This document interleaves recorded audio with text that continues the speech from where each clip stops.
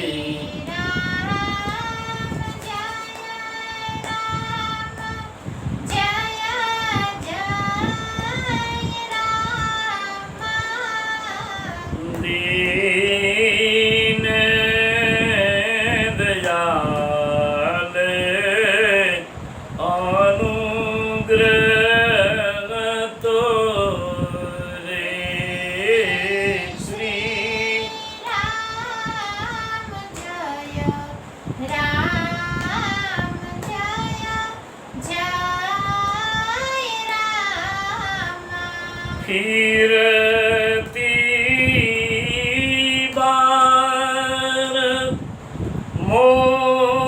મોગી જો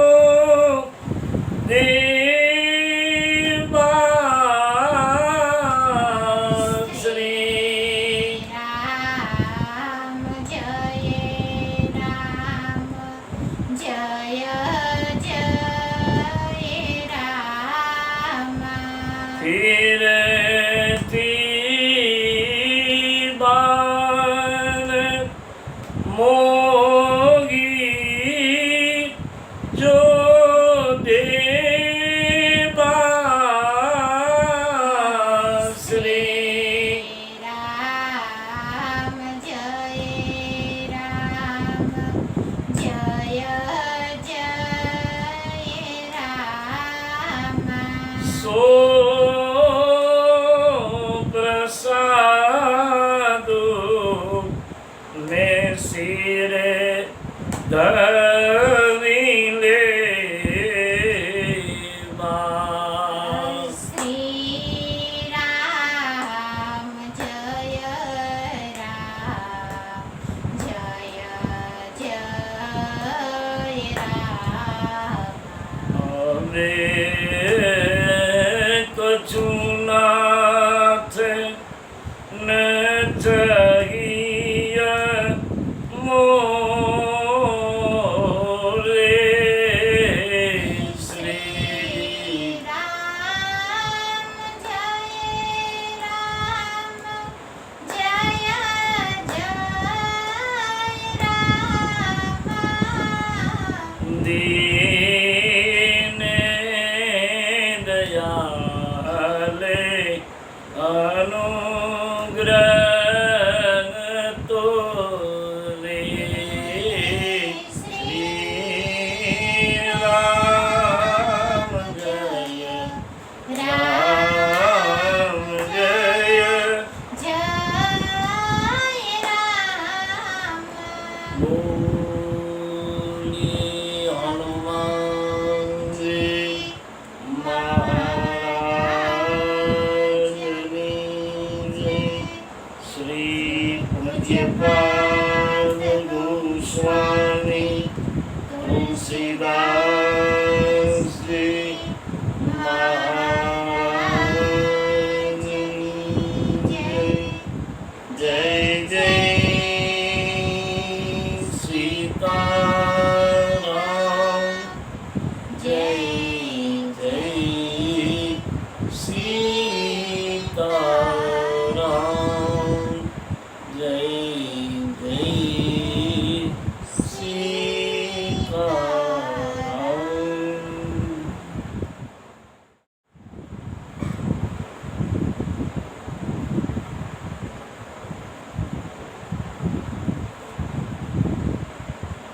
રામકથાનું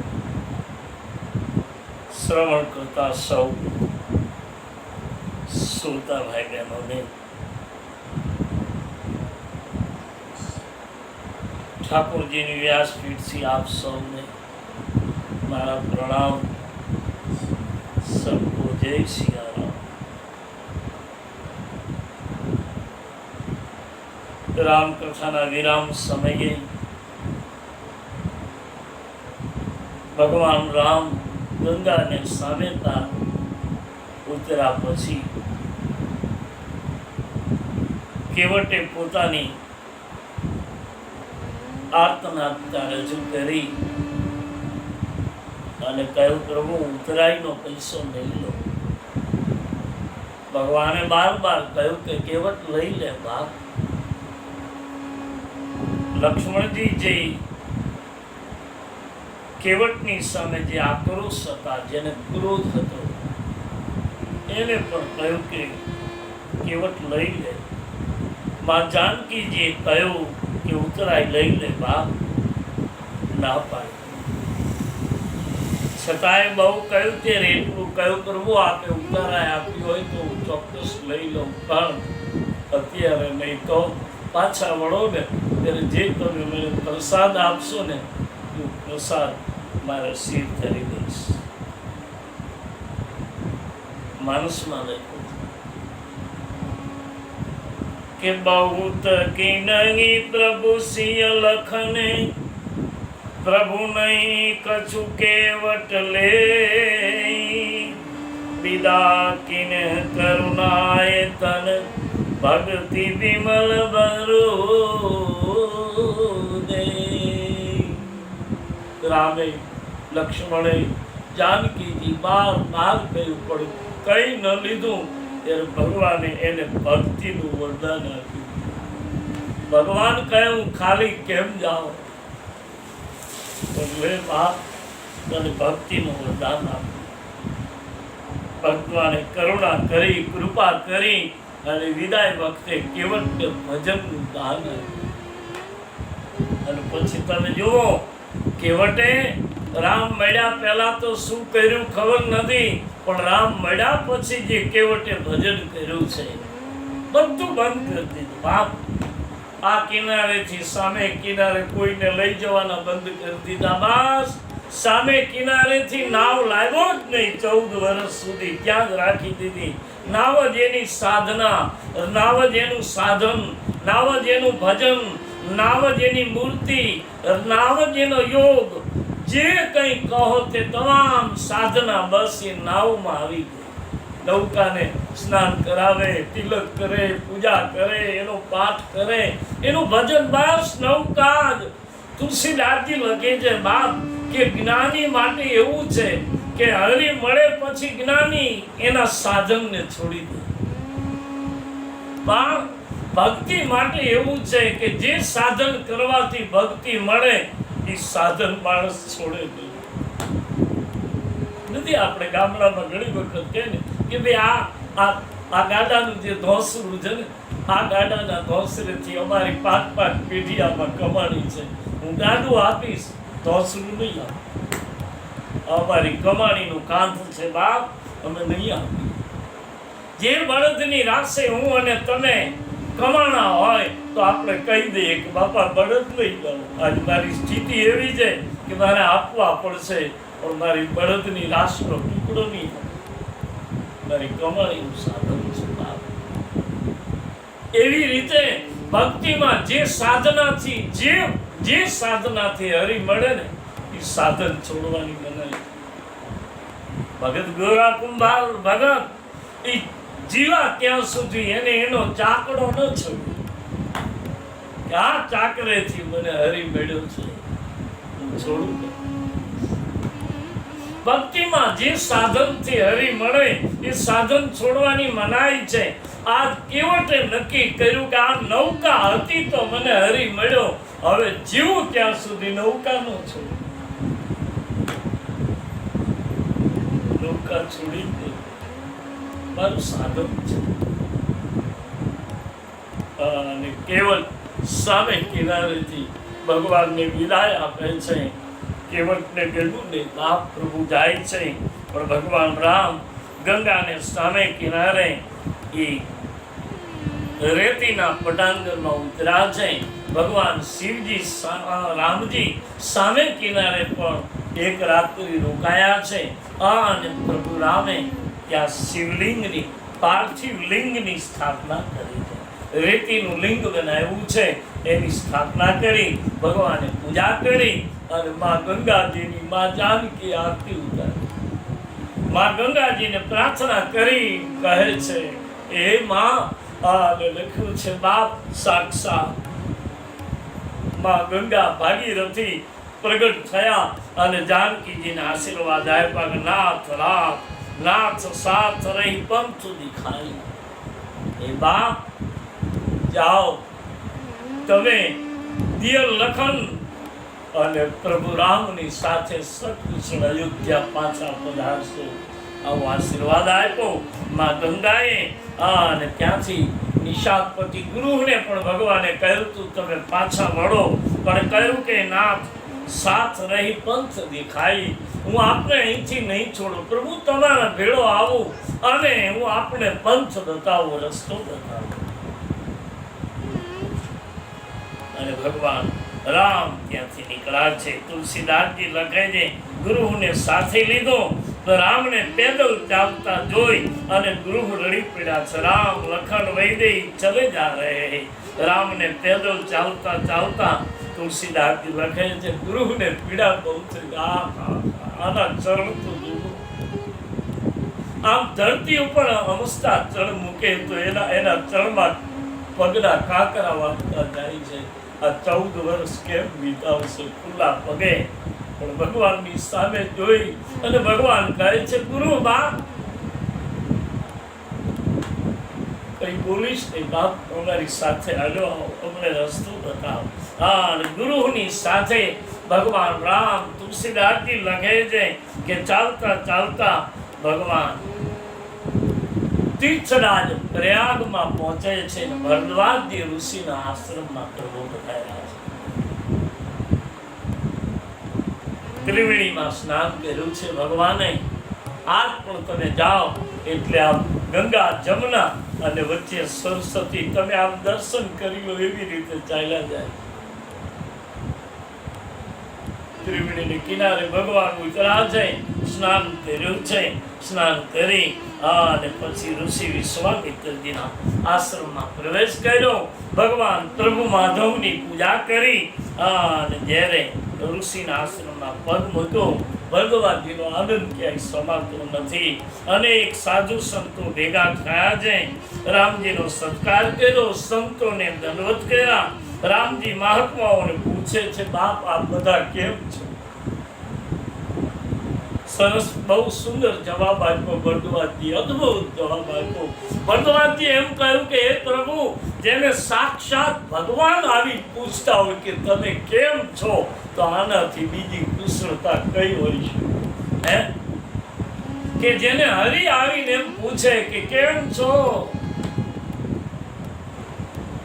પ્રભુ આપ પધાર્યા, આનંદ થયો છે. સંતો જવાબ આપે છે. આમ તુલસી કહે છે અને ભરદ્વાજે એમ કહ્યું કે રામજી આપ કુશળતા પૂછો છો, પણ મન વચન અને કર્મથી હે પ્રભુ કપટ છોડી જે જીવ તમારું ભજન ન કરે ત્યાં સુધી કુશળતા નથી મળતી. સુખી તો થઈ જવાય, સંપત્તિવાન બની જવાય, સગવડતા વાળું થઈ જવાય, પણ મન કર્મ વચન અને કપટ છોડીને જો હે હરી તમારું ભજન ન થાય તો ત્યાં સુધી આ બધું જ હશે, પણ કુશળતા નહીં મળે, શાંતિ નહીં મળે. અને એક રાત્રિ ભગવાનને કહ્યું છે પ્રભુ આવ્યા છો, એક રાત્રિ રોકાવ. અને ભરદ્વાજીના આશ્રમમાં પ્રભુ રોકાયા. બીજા દિવસની સવારે પ્રયાગના ત્રિવેણીમાં ત્રણેય જણાએ સ્નાન કરવા માટે ભરદ્વાજી લઈ ગયા છે.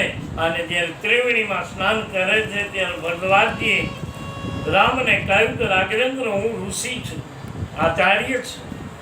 આપ તીર્થમાં સ્નાન કરો છો, હાથમાં જળ રાખો અને હું તમને સંકલ્પ કરાવું. રામ સીતા લખન હાથમાં જળ લે છે અને ભરદ્વાજી ઋષિ હવે સંકલ્પ કરાવે છે. સંકલ્પના મંત્રો બોલતા બોલતા જે ભરદ્વાજજી આટલું બોલ્યા છે કે હે બાપ, હાથમાં જળ લઈ અને ત્રિવેણીમાં પધરાવો. મંત્ર બોલતા બોલ્યા છે કે આર્ય વર્તે ધરત કંઠા. આમ બોલતા બોલતા ત્યારે કહે છે હજી એટલો અડધો મંત્ર બોલ્યા કે ભગવાને જળ પધરાવ્યું. ભરદ્વાજજી કહ્યું, રાઘવ, મંત્ર પૂરો નથી થયો. બાપ, આપણે જળ કેમ પધરાવી દઉં?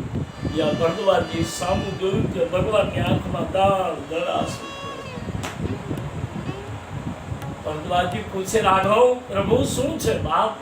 ભગવાને કહ્યું, પ્રભુ મને ક્ષમા કરજો, આપે મંત્રમાં એમ કહ્યું ને કે આર્ય વર્તે ભરત ખંડે, એટલે મારી આંખમાં આંસુ આવી ગયા. કેમ કે મારા ભાઈ ભરતનું નામ યાદ આવ્યું. ગુરુદેવ, અમે નીકળ્યા ત્યારે ભરત તો મોસાળ હતો, મળ્યા નથી. મને આપે ભરતનું નામ લીધું એટલે હું ભરતની યાદીમાં વિસર્જન થઈ ગયો અને પ્રભુને જળ પધરાવી દીધું. તુલસીદાસજી લખે છે, ભરદ્વાજજીને રામજીએ પ્રત્યુત્તર આપ્યો છે. અને પછી કહ્યું છે કે નિત્ય કાર્ય નથી કરવાની. અને હવે રામજીએ ભરદ્વાજજીને પૂછ્યું કે બાપજી, હવે અમે નીકળીએ, પણ પ્રભુ અમને રસ્તો બતાવો કે હવે અમે અહીંથી કયા રસ્તે જઈએ. ભગવાન રામ વનના પંથે નીકળ્યા ત્યારે 3 ઋષિને 3 વસ્તુ પૂછી છે. ભરદ્વાજજીને રસ્તો પૂછ્યો કે કયા માર્ગે અમે જઈએ. વાલ્મીકજીના આશ્રમમાં ગયા તો વાલ્મીકજીને ભગવાને પૂછ્યું કે હું ક્યાં રોકાઉં, મને રહેવાનું સ્થાન બતાવો. અને એ બાપ અગસ્ત્યજીના આશ્રમમાં ગયા ત્યારે અગસ્ત્ય ઋષિને પૂછ્યું તો કે હે પ્રભુ, હે મહાત્માજી, આપ મને બતાવો ને હું રાક્ષસને કઈ રીતે નિર્વાણ પદ આપીશ. ઘણા લોકો પૂછે છે કે ભગવાને આ 3 જ જણાને કેમ 3 વસ્તુ પૂછી, બીજા કોઈ સંતો નહીં મળ્યા? ઘણા બધા મળ્યા હતા બાપ, પણ આ 3 સંતોની વિશેષતા કંઈક જુદી છે. કારણ કે ભરદ્વાજજી માટે એમ લખાયું છે, तापस से में दया निधाना परमारति पथ परम सुजाना। श्री राम जय राम जय जय राम। श्री राम जय राम जय जय राम। કારણ કે બાલકાંડમાં પરિચય આપતા તુલસીદાસજી લખ્યું કે ભરદ્વાજજીને ભગવાને એટલા માટે પૂછ્યું છે કે ભરદ્વાજજી પરમાર્થના માર્ગના જાણનાર છે અને જેને પોતાનો કોઈ પ્રકારનો સ્વાર્થ નહીં. તો પહેલા જ બોલી ગયા ને કે પ્રભુ મનથી, વચનથી, કર્મથી અને કપટ છોડીને જે તમારું ભજન કરે એના જેવી ખુશ. એટલે ભરદ્વાજજીમાં બાપ કપટ નથી, છલ નથી. અને બીજું એ પરમાર્થના માર્ગના જાણનારા છે. અને માર્ગ એને જ પૂછાય જેની પાસે 3 વસ્તુ હોય. કારણ હવે ઘણા પૂછે કે ભરદ્વાજજી પરમાર્થના માર્ગના જાણનાર હતા તો બીજા સંતો નહોતા હતા બાપ, પણ ભરદ્વાજજી આ 3 નદીને કિનારે બેઠા છે. અને 3 નદી કઈ? ગંગા, જમુના અને સરસ્વતી. આ 3 નદીની વિશેષતા એ છે કે ગંગા ભક્તિની ધારા છે, યમુના કર્મની ધારા છે અને સરસ્વતી જ્ઞાનની ધારા છે. જેની પાસે જ્ઞાન પણ એટલું છે, જેની પાસે ભક્તિ પણ એટલી છે અને જેની પાસે કર્મનો સિદ્ધાંત પણ એટલો છે, જ્ઞાન, ભક્તિ અને કર્મ જેનામાં સંપૂર્ણ સમન્વય હોય ને, એવા લોકોને આપણા જીવનનો માર્ગ પૂછાય કે બાપુ હવે હું કયા માર્ગે ચાલું. જેને તેને માર્ગ ન પૂછાય બાપ, જેને તેને ન પૂછાય. હાસ્ય કલાકારો કે ને કે 3 જણા ગામના પાદરમાં બેઠા હતા, એમાં કોઈ વટે માર્ગું નીકળો.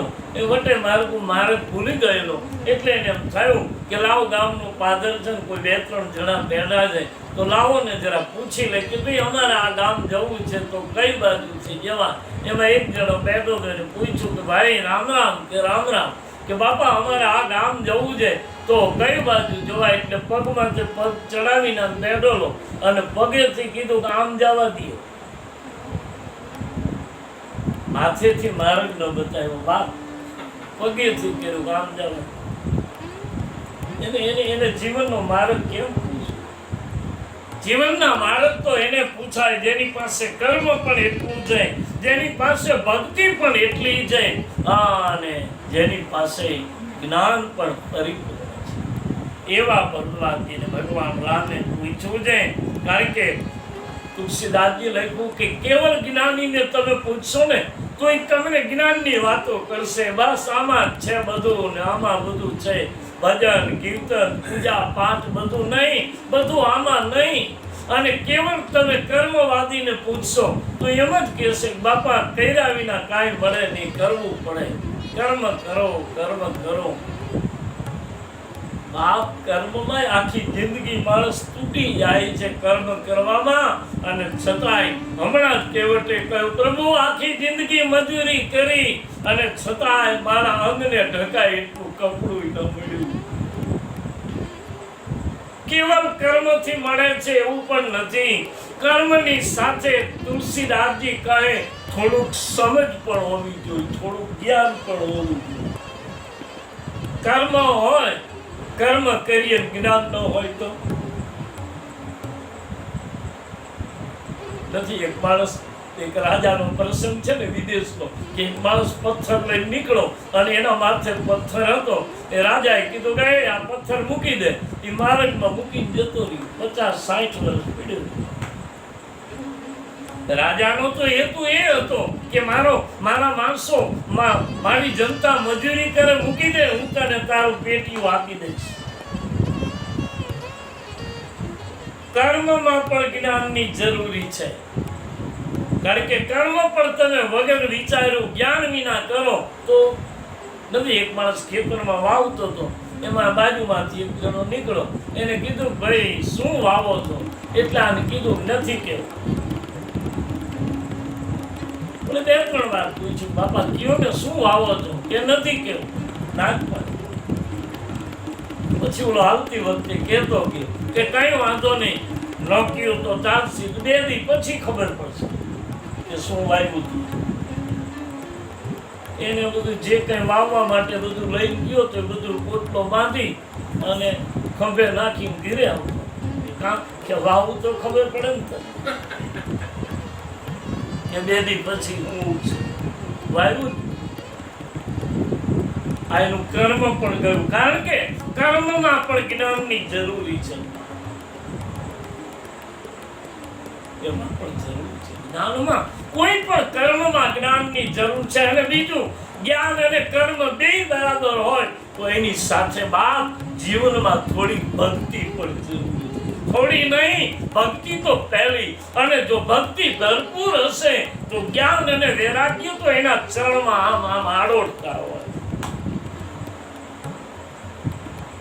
ભક્તિ હોય તો એને ભક્તિ હોય પછી આ કેવટ પાસે શું હતું? નિખાલસપણા સિવાય કાંઈ નહોતું. કોઈ સાધન નહોતું કર્યું. પણ એને બાસ એના મનની અંદર જન્મથી વિચાર એક જ કર્યો હતો કે એક વખત રામના, એક વખત મારે ઈશ્વરના ચરણ ધોવા છે. આ મનની જન્મની જે ટેક હતી એ 2 જન્મે 3 જન્મે પણ પૂરી કરી. ભગવાને ભરદ્વાજજીને પૂછ્યું છે બાપજી અમે કયા માર્ગે જઈએ? અને ભરદ્વાજજી ઋષિ 50 શિષ્યોને બોલાવ્યા છે અને કહ્યું છે બાપ એ 50 શિષ્યોમાંથી 4 શિષ્યોને બોલાવી અને કહ્યું કે તમે 4 જણા જાઓ અને ભગવાનને માર્ગ બતાવો. સંતોએ પૂછ્યું છે બાપ કે તુલસીદાસજી 50 માંથી ભરદ્વાજજી 4 જ કેમ મોકલા? તુલસીદાસજી લગે એ 4 વેદ હતા. જે 4 વેદને જાણનારા હતા. અને ભગવાન તો બાપ જે વેદના માર્ગે ચાલે એ જ રામ, જે વેદના માર્ગે ચાલે એ જ રામ છે. અને જે વેદના કયા પ્રમાણે ન ચાલે એ રાવણ છે. આપણો વૈદિક ધર્મ છે કહે એ માર્ગે આપણે ચાલવું જોઈએ. ભગવાન રામ વેદના માર્ગે રામ, લક્ષ્મણ જાનકી. રામ એટલે જ્ઞાન, લક્ષ્મણ એટલે વૈરાગ્ય અને જાનકી એટલે ભક્તિ. તુલસી કહે જ્ઞાન, વૈરાગ્ય અને ભક્તિ વેદોના માર્ગે ચાલે છે. ભગવાન રામ ત્યાંથી આગળ નીકળ્યા છે. માનસમાં લખ્યું છે બાપ પ્રભુ ચાલતા ચાલતા યમુનાને કિનારે પધારે છે. અને જ્યાં ભગવાન યમુનાને કિનારે આવ્યા છે અને માનસમાં લખ્યું છે રસ્તામાં ગામડાઓને જોતા, ભીલોને દર્શન આપતા, પશુ પક્ષીઓને ધન્ય બનાવતા, તીર્થોમાં સ્નાન કરતા રામજી યમુનાને કિનારે પહોંચ્યા છે. યમુનાને કિનારેથી તુલસીદાસજી કહે ભરદ્વાજજીની મોકલેલા 4 શિષ્યોને પ્રભુએ વિદાય આપી. અને ભરદ્વાજજીના શિષ્યો યમુનાને કિનારેથી પાછા ફર્યા. ત્યારે માનસમાં લખ્યું છે કે એક સાધુ ભગવાનને મળવા આવે. આ કથા અદ્ભુત કથા જે આ દિવસ સુધી હજી સંતો આના ઉપર વિચાર કરી રહ્યા છે કે આ રામને કોણ મળવા આવ્યું હતું. કારણ કે તુલસીદાસજીએ કોઈનું નામ નથી લખ્યું કે આ સાધુ, બધાના નામ લખ્યા છે. ભરદ્વાજજી મળ્યા, વાલ્મીક મળ્યા, અગસ્ત્ય ઋષિ મળ્યા, કુંભજ મળ્યા, બધા સંતોના નામ આવે છે. પણ આ એવો કયો જોગી કોણ હતા કે ભગવાનને મળીને જતા રહ્યા પણ એનું કોઈ નામ નથી. કે હજી આજ સુધી લોકો પ્રશ્ન પણ કરે અને સંતો વિચારે છે કે આ સાધુ યમુનાને કિનારે પ્રભુને કોણ મળી ગયા. તુલસીએ તો આટલું જ લખી નાખ્યું કે તે અવસરીએ કહેતા પસૈયા શ્રી રામ જય રામ, જય જય રામ. તેજે પૂજે લઘુ બયસ સુગાવા. શ્રી રામ જય રામ, જય જય રામ. કવિ અલખિત પતિ બેસ વિરાગી. શ્રી રામ જય રામ, જય જય રામ. કવિ અલખિત પતિ બેસ વિરાગી. શ્રી રામ જય રામ, જય જય રામ. મન ક્રમ વાચીન રામ અનુરાગી. શ્રી રામ જય રામ, જય જય રામ. શ્રી રામ જય રામ, જય જય રામ. શ્રી રામ જય રામ, જય જય. તુલસીદાસજી લખે છે ભગવાનની પાસે એક તપસ્વી આવ્યા. હવે એનું વર્ણન કરતા લખ્યું છે કે એ બહુ તેજસ્વી હતા. હવે નામ નથી લખ્યું પણ એમ લખ્યું તુલસીદાસજીએ કે તેહી અવસર એક તાપસ આવા તેજ પુંજ. એનું તેજ એટલું બધું હતું અને વળી ઉંમર નાની હતી. લઘુબાઈ સ્વભાવ સુંદર હતા, ઉંમર નાની હતી. અને પછી તુલસીદાસજી કે કવિ લખી, હું કવિ છું અને છતાંય લખી નથી શકતો કે આ કોણ હતું. પણ એનો વેશ વૈરાગીનો હતો. સંસારી નહોતા, તેજસ્વાન હતા, નાની ઉંમર હતી રૂપાળા હતા, તેજ પુંજ હતું, તેજનો ઢગલો હતા. જાણે તપસ્યામાં શરીર તોડી નાખ્યું એટલી તપસ્યા કરી હોય એવો તેજવાન પુરુષ હતા. નાની ઉંમર હતી પણ એનો વેશ વૈરાગીનો હતો. અને વળી તુલસીદાસજી કહે મન વતન અને કર્મથી ભગવાન રામના ચરણનો અનુરાગી હતા. તો પછી આ હતું કોણ? નામ નથી, નામ લખ્યું જ નથી તુલસીદાસજી. આગળ કયું ભરદ્વાજજી ઋષિને મળ્યા, આથી આગળ ગયા તો વાલ્મીકને મળ્યા, બધાના નામ આવ્યા. આ સાધુનું નામ તુલસીદાસજીને બાર કોઈએ પૂછ્યું અને તુલસીદાસજી કે હવે હું નહીં કહી શકું, કારણ કે તુલસીદાસજીને બાપ ભગવાન શંકરની અસીમ કૃપા હતી. એટલે જેટલું શિવજી લખાવે એટલું લખતા.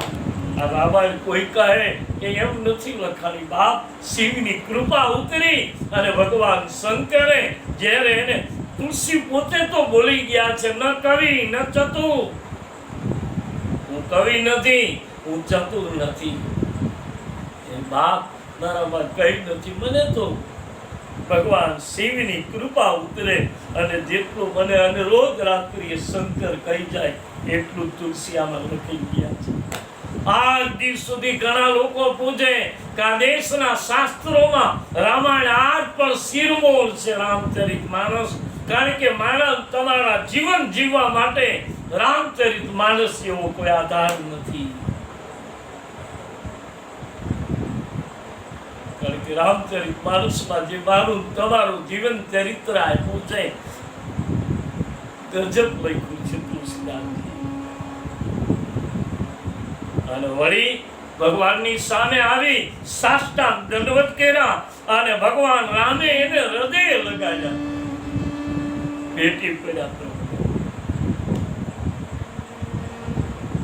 સ્વરૂપનું અમૃત આંખો દ્વારા જેને પીતા હોય એમ શ્રાવણી સામે ઉભા છે અને જોગી તૃપ્ત નહોતા થતા કે હજી રામના ચરણને જોયા જ. અમુક મહાત્માઓ એમ કહે છે બાપ કે બીજું કોઈ નહોતું તો કે ભગવાનને વારંવાર જરૂર પડવાની હતી ને વચ્ચે અગ્નિની, એટલે કોઈ સંતો એમ કહે છે કે અગ્નિદેવ હતા, કારણ કે તેજ પુંજ લાગ્યા ને એટલે અગ્નિદેવ હતા. બની શકે. કોઈ એમ કહે છે કે ભગવાન શિવને રામ અતિ પ્રિય છે એટલે ભગવાન શિવજી એક વૈરાગીનું રૂપ લઈને આવ્યા હતા અને રામના દર્શન કરવા આવ્યા હતા. બની શકે. અમુક લોકો એમ કહે છે કે ભાઈ હનુમાનજી હતા. બોલે હનુમાનજી તો રામચરિતમાનસમાં બહુ મોડા આવ્યા છે. કારણ કે કિષ્કિંધા કાંડમાંથી હનુમાનજીનો પ્રવેશ થાય છે રામાયણ, ત્યાં સુધી હનુમાનજી છે ને. વિપ્ર રૂપ ધરી કપિતા ગાયું, માથે નાઈ પૂછતી હશે ભયવું છે. કિષ્કિંધા કાંડ.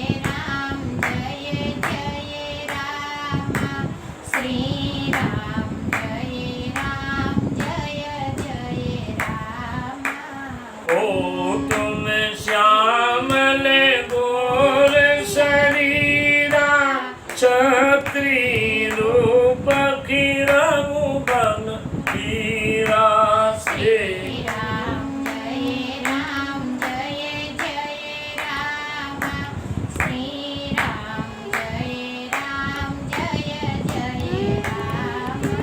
कठिन भूमि कोमल पद गानी, कवन हेतु बन विचरऊ स्वामी.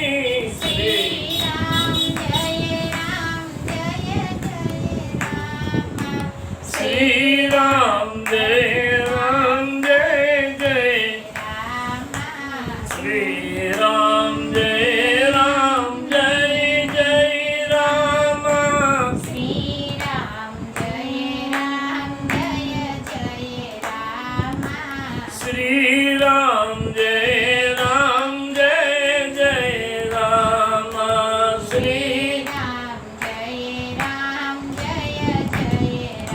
તુલસીદા કાનમાં ચોપાયો આવી છે હનુમાનજી તો ત્યારે મળે છે.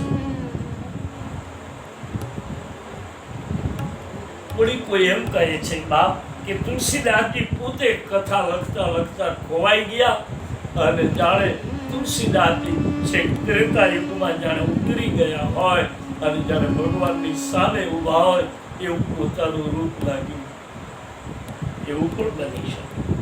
મહાત્માઓ કહે તુલસીદાસજી ભાવમાં ખોવાઈ ગયા. તો પછી ઘણા પૂછે કે પ્રભુ તુલસીદાસજી ભાવમાં ખોવાઈ ગયા તો પછી આ લખ્યું કેને? કહે છે કે જ્યારે તુલસીદાસજી ભાવમાં ખોવાઈ જતા હતા ને ત્યારે શ્રી હનુમાનજી ચોપાઈ લખી ગયા છે. જ્યાં જ્યાં તુલસી ભાવમાં ખોવાયા તેની કલમ બંધ ન રહી. તુલસીદાસજીના હાથમાંથી કલમ લઈ અને હનુમાનજી પોતે કલમ. એટલે તો તુલસી કોઈ પણ ચોપાઈ જે લખાણી એને કોઈ દિવસ ભૂલશી નહીં. ઘણાએ કહ્યું કે આ ચોપાઈમાં થોડોક સુધારો કરો. નહીં, જે બોલાઈ ગયું લખાઈ ગયું વાત પૂરી. પછી નવી ચોપાઈમાં ફેરફાર કર્યો પણ જે ચોપાઈ લખાઈ ગઈ એ પછી ભૂલશી નહીં. એટલે કદાચ તુલસીદાસજી પોતે કદાચ ભાવ રૂપમાં ડૂબ્યા હોય બની શકે. પણ હવે સાચું પ્રમાણ તો એ જ આપી શકે કે જે રામના પેડા હતા. તો આવો જે રામના પેડા હતા એને તુલસીદાસજી કહે પૂછીએ. અને એને પૂછ્યું ત્યારે એને જવાબ આપ્યો છે.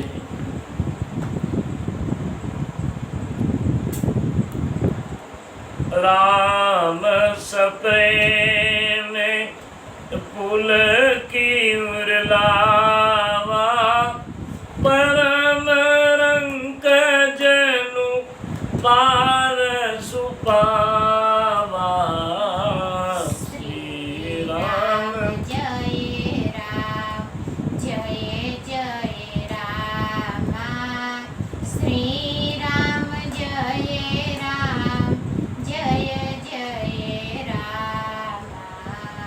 मानव प्रेम परमार्थ दो श्री राम जय राम जय जय राम. मिलन दरे तनु कर सब को श्री राम. जय राम जय जय राम. પછી જે સાધુની સામે ભગવાન ઊભા હતા એની સાથે જે એના ભેરા જે કોળી અને ભીલનો સમાજ જે હતો એને પૂછ્યું તો એ લોકો એમ કહેવા લાગ્યા કે હે બાપ બીજું કોઈનું તો કે પરમાર્થ સ્વરૂપ ભગવાન રામજી ખુદ પ્રેમનું રૂપ લઈ અને જાણે પરમાર્થ કારણ કે સુનો પ્રેમ પરમાર્થ કારણ કે પરમ રંકો જે હતા એને સ્વાર્થ કે પરમાર્થની ખબર નહોતી એવા કોલ અને કિરાતની સામે જાણે ભગવાને પોતાના પ્રેમનું રૂપ પ્રગટ કર્યું હોય એવું લાગ્યું કે એક પ્રેમ અને બીજો સામે પરમાર્થ સમાજ એ પ્રેમ અને પરમાર્થનો જાણે ભેટો થયો હોય એમ ભગવાન રામનું રૂપ જાણે પ્રગટ થયું હતું એવું. કારણ કે યમુનાજી પોતે પ્રેમની યમુના છે એટલે યમુનાને કિનારે ભગવાને પોતાનો પ્રેમ જાણે કૃષ્ણ અવતારનો પ્રગટ કર્યો હોય એવો યમુનાને કિનારે પ્રેમ પ્રગટ થયો. અને કોળી અને ભીમના સમાજને ભગવાન જે પિતા પુત્રને ભેટે એમ બધાને પ્રભુ ભેટી ભેટી મળ્યા છે. એટલે કદાચ બની શકે. તો આવી રીતે ભગવાન રામ બસ આટલું કહી અને જોગી તો પાછા હાલી નીકળ્યા અને ભગવાન ત્યાંથી આગળ ગયા. માનસમાં લઈ પૂજે ભગવાન ચાલતા ચાલતા વાલ્મીક મુનિના આશ્રમે રહેલા છે. ત્રણેય જણા એકલા વિદાય થયા છે. રામજી આગળ ચાલે, જાનકીજી પાછળ, એની પાછળ લક્ષ્મણજી. આ ત્રણેય જણા ચાલે. માનસમાં કથા આવી જાય. ગામડાની સ્ત્રીઓને ગામડાઓને મળતા ગરીબોને મળતા જાણે રામ કથા નેહડા અને ગામડામાં જાણે પ્રભુ પ્રેમ રૂપે પથરાઈ ગયા હોય એવો બધાને પ્રેમ જાણે આજ ભગવાનને અહેસાસ થઈ રહ્યો છે જો અયોધ્યાની ગાદી ઉપર બેઠો હોત તો મને આ ગરીબનો પ્રેમ ન મળે, અયોધ્યાની ગાદીને સ્વીકારી હોત તો મને આવા સંતોના દર્શન ન થાય, અયોધ્યાની ગાદી ઉપર બેઠો હોત તો માને બહુ મનમાં માને પ્રણામ કરતા જાય છે કે માં કઈ કઈ તમે મને વનવાસ ન આપ્યો તો આ બધો મને અનુભવ ન થાય. માણસ એક સામાન્ય આપણે માનવી છીએ ને તો વર્ષો પહેલાની થયેલા અનુભવ હોય ને તો ક્યાંક બેઠા હોય તો વાતો કરી કે બાપા 25 વર્ષ પહેલા અમે કચ્છમાં ગયા હતા અને અમે જોયું એ વખતનો નજારો. આજ ભગવાન કહે જો વનમાં ન આવ્યો તો મને આ નજારો જોવાનો મળે. આ ગરીબનો પ્રેમ હે માં મને જડત નહીં, માં કઈ કઈ ભલે તે મને વનવાસ આપ્યો, માં તારા દીકરાને ધન્ય બનાવી દીધો. આજ મને ખબર પડી કે પતિ પત્નીનો સુખ દુઃખનો સમયનો સથવારો કેવો હોય. આજ મને ખબર પડી માં કે ભાઈ ભાઈનો પ્રેમ શું હોય. મારા માટે લક્ષ્મણ 24 કલાક જાગે છે. તે મને વનવાસ ન આપ્યો તો મને મારા લક્ષ્મણના પ્રેમની ખબર ન પડે. તે મને વનવાસ ન આપ્યો તો મારી જાનકી કેટલી કઠોર છે એની મને ખબર ન પડે. પલક પીઠ તજી ગોદ હિંડોરામાં રહેનારી મારી પાછળ ખુલ્લા પગે ચાલે. ક્યારેક ક્યારેક બનતું બાપ, ક્યારેક એક પ્રસંગ તુલસીદાસજી લખે છે રામ લખન જાનકી આવા નેહડામાંથી નીકળ્યા અને આગળ જતા હતા. એક મોટું વૃક્ષ આવે છે ઘટા તો વડલાનું વૃક્ષ અને એના છાયા નીચે ભગવાને કહ્યું એ દેહી તો તાપ છે થોડુંક વિસામો લઈએ અને વડલાના છાયા નીચે ત્રણે બેઠા છે. લક્ષ્મણજીને એમ થયું કે આજુબાજુમાં ક્યાંય જંગલમાં ફળફૂલ હોય તો લઈ આવું. લક્ષ્મણજી ફળફૂલ લેવા ગયા. સીતારામજી બેઠા છે અને રામજી પોતાના પગમાં કાંટો કાઢ્યા અને કાંટો ફૂલથી નો નીકળે, કાંટો કાંટાથી જ નીકળે. ફૂલ લઈને કાંટો ન કઢાય એટલે લાગેલો પગમાં કાંટામાં એક બીજો કાંટો લઈ અને ભગવાન પોતાના હાથે પગનો કાંટો. અદભુત પ્રસંગ બાપ અને કાંટો કાઢે છે પણ નીકળતો બહુ કોશિશ કરી. રામ ને જાનકીજી કહે છે પ્રભુ આપ શું કરો છો? બોલે દેવી હવે લક્ષ્મણજી ફળફૂલ લેવા ગયો છે, ઓરડાનો છાંયો છે, પગમાં કાંટો વાગ્યો છે, 2-4 કાંટા કાઢી. જાનકીજી ના પાડે છે પ્રભુ કે તમારા હાથે કાંટો નહીં નીકળે. બોલે તો કે લાવો હું કાઢીએ. અને જાનકીજી પોતાનો ચરણ રામનો ચરણ લઈ અને પોતાના પગ ઉપર રાખી અને જાનકીજી રામના પગનો કાંટો કાઢ્યો. અને જ્યાં પગનો કાંટો જાનકીજી રામનો કાઢવા ગયા એટલે રામે કહ્યું વૈદેહી આ કાંટો તમારાથી નહીં નીકળે. બોલે કેમ? કે સાંભળી લો વૈદેહી તમે ભક્તિ છો અને હું ભગવાન છું. ભક્તિનું કામ એમ છે કે એના હાથમાં એની પાસે કોઈ આવે તો ભક્તિ ભગવાનના ચરણ સુધી પહોંચાડવા દે. તો તમારી પાસે આ કાંટો આવ્યો હવે તો તમારે મારા ચરણ સુધી પહોંચાડવો પડે, કાંટો ન નીકળે. આમ કહી અને રામ અને જાનકી આધ્યાત્મિક કથા કહે છે કે જેમ કાંટો પગમાં જાનકીના હાથે ન નીકળો પણ બહુ મર્યાદાથી જાનકીજીએ રામના કાંટો કાઢવાની કોશિશ કરી છે. પણ રામનો કાંટો કાઢવા માટે જાનકીજીએ કોશિશ કરી છે. અને આવી જ રીતનો એક પ્રસંગ મહાભારતમાં છે કે મહાભારતમાં અર્જુનની પાસે દ્રૌપદી એક વખત કાંટો કઢાવ્યો છે અને એનું પરિણામ એને ભોગવવું પડ્યું. મારા દેશની બેન બેટીઓ કે તમારે તમારા પતિના ચરણનો કાંટો કાઢવા માટે તમારા ચરણ ઉપર ચરણ રાખી અને તમે કાંટો કાઢો તો કોઈ પાપ નથી. પણ જેથી પોતાનો ચરણ પતિના ચરણ ઉપર મૂકીને પતિની પાસે જેથી કાંટો કઢાવીએ ત્યારે કાંટાનું ફળ ભોગવવું.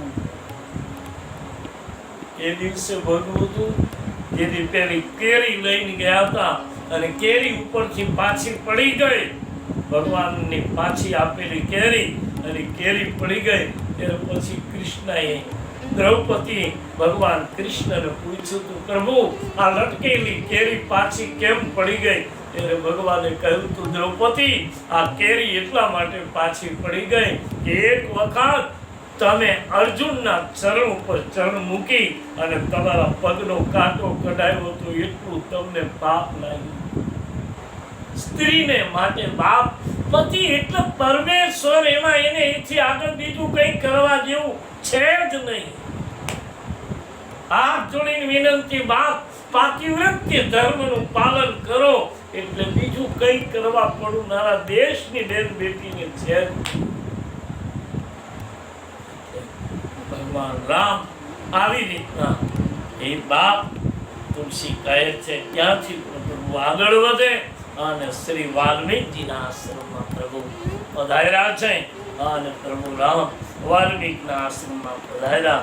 માનસમાં લખ્યું છે કે સંતો, પેલીની સ્ત્રીઓ બધા જ પ્રભુને આશીર્વાદ આપે અને ભગવાન વાલ્મીકીના આશ્રમમાં પ્રવેશ કર્યો છે. અને માનસમાં લખ્યું છે કે સુંદર આશ્રમ છે વાલ્મીકીનો, જ્યાં હિંસકોએ હિંસા છોડી છે, જ્યાં સાપ અને ઉંદર સાથે રહેતા હતા, આવી વાલ્મીકીની તપસ્યા હતી. એને કેવું સાધન કર્યું છે બાપ કે સર્પ ને એરું ભેડા રહેતા, સર્પ ને ઉંદર ભેડા રહેતા, ગાય અને સિંહ ભેડા રહેતા. આવી વાલ્મીકીની તપસ્યા હતી. અને આ કાંઈ વાલ્મીક કરી શકે એવું નહીં. આજના યુગમાં પણ થાય છે. લઈ લો તમે થાનગઢનું મોરડી, રતા આપા કાઠી, સોનગઢ કહે છે ગંગારામ અને મોતીરામ બે હાવજ ને બેરા રાખે. હું ત્યાંથી આવ્યો છું, દર્શન કરી છું બાપ. અને પૂછતા એનો જમાઈ એને મારવા માટે આવ્યો હતો ને, કે એને દીકરીને મૂકતા નથી અને હું એને આજ મારી જ નાખું. અને મારવા માટે આવ્યો ને એની સાસુએ કીધું કે જાઓ, તમારા સસરા તો ગેબીનાથના આશ્રમમાં છે. અને જ્યાં ગેબી આશ્રમે પધાર્યા, જ્યાં આવ્યા ત્યાં તો એની સામે ગંગારામ ને ટપુરામ બે બેઠા.